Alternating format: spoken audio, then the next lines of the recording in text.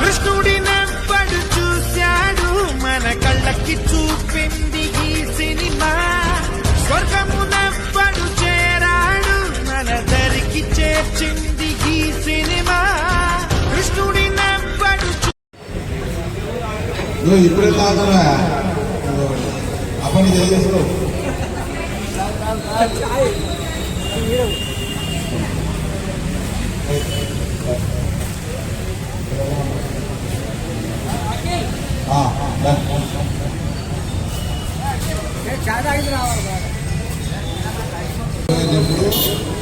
నేను పక్కనే ఉండాలి.